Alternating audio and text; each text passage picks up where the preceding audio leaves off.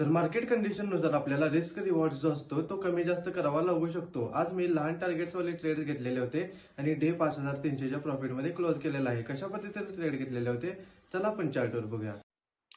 तर आज multiple trade झालेले आहेत. ही होती माझी इंट्राडे स्कॅनरनुसारची वॉचलिस्ट. पहिला स्टॉक सिलेक्ट केला होता JSL. डेली टाइम फ्रेमवर जर बघितलं तर डबल टॉप पॅटर्नचं फॉर्मेशन झालेलं दिसून येते.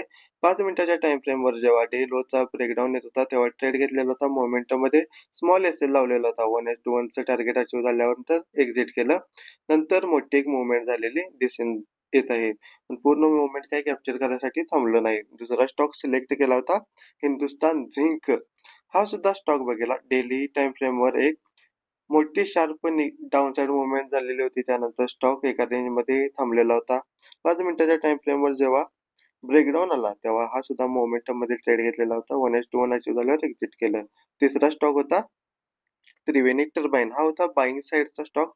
डेली टाइम फ्रेमवर बघा बऱ्याच दिवसांपासून एक रेझिस्टन्स फेस करत होता. एका रेंजमध्ये अडकून होता.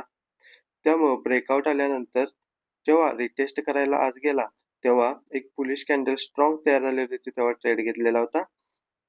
यामध्ये सुद्धा 1:1चं टार्गेट अचीव्ह झालेलं दिसून येते. तर अशाच डेली अनालिसिस लर्निंगसाठी काय करा, आपल्या पेजला फॉलो करा, आपल्या मित्रांसोबत सुद्धा व्हिडिओ नक्की शेअर करा.